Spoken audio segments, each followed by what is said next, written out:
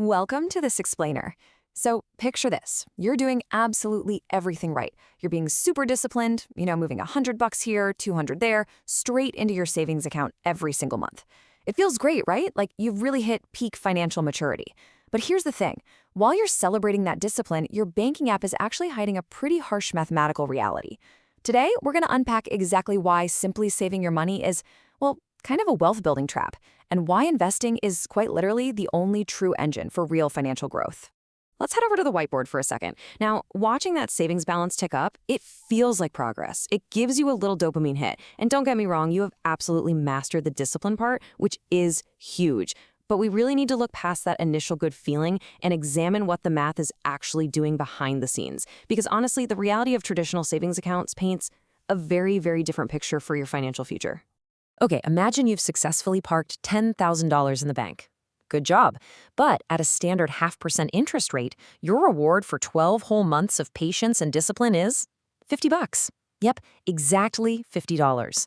Meanwhile, the broader market is compounding dynamically, so your $50 return isn't just underwhelming, you're actually actively losing ground when you factor in inflation. It's crazy.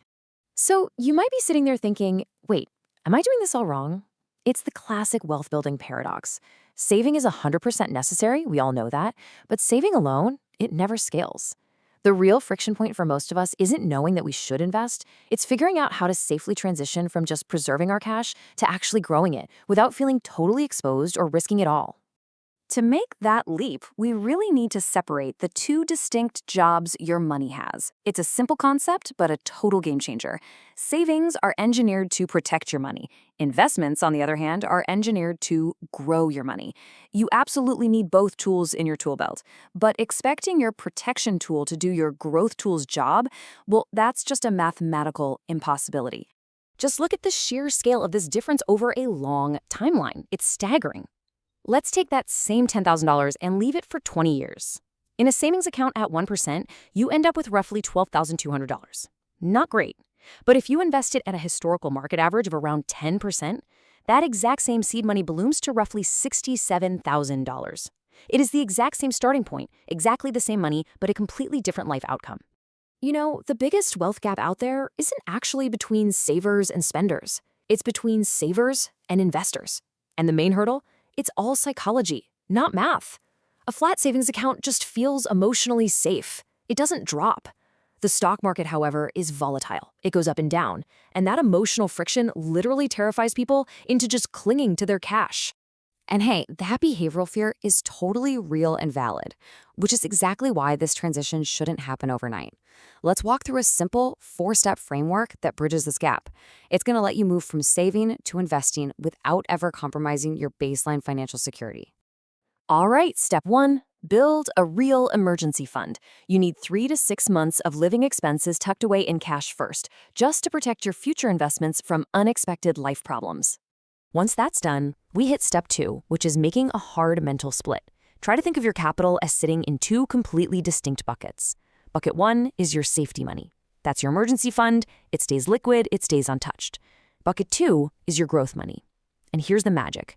Because your safety money is there to handle life's random surprises, your growth money is completely free to just ride out all that market volatility over the next few decades without causing you any anxiety. Next up is step 3, start investing small. You don't need thousands of dollars. Even $50 or $100 a month builds the habit, which is way more important than trying to perfectly time the market. And finally, step 4, focus on simple investments first. Skip the complicated crypto or day trading and look into broad index funds like Warren Buffett recommends for reliable long-term growth. I love to think about it this way. Saving is like storing seeds in a glass jar. Investing is planting them in soil.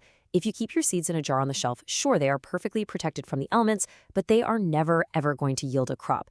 Investing means taking those simple index funds and actually planting your seeds in the dirt. It might look a little messy at first, and it definitely requires patience, but eventually you're going to harvest a bounty that is exponentially larger than what you originally planted. Now let's talk about the ultimate payoff for all this consistent planting, the magic of compounding. To really prove this mathematical magic to you, imagine contributing just $300 a month. That's it. Assuming an 8% average annual return, after 25 years, you'd be sitting on roughly $285,000. But here's the absolute most crucial takeaway.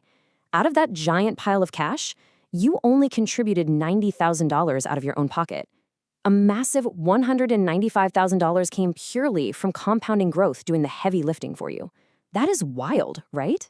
Now, your psychology is absolutely going to test you here, especially when the market inevitably takes a dip. But listen to me. Market crashes are completely normal. In fact, they are buying opportunities. Long-term investors actively benefit from these downturns because suddenly your normal monthly contributions are buying way more shares at heavily discounted prices. Experienced wealth builders, they never panic. They are thinking in decades, not in whatever today's daily news cycle is screaming about. Ultimately, it all comes down to the architecture of your future. Saving guarantees stability. It's your trusty anchor when life gets turbulent. But investing buys your freedom. It buys you options, and most importantly, it buys you time. The sooner you lock in the stability of savings to fuel the freedom of investing, the more completely unstoppable your financial trajectory becomes. So I want you to audit your own financial habits today. Are you trapped in that illusion of safety, just guarding your seeds in a glass jar? Or are you ready to embrace the math, plant those seeds in the soil, and actually build some real wealth? The blueprint is right here for you. The only variable left is your mindset.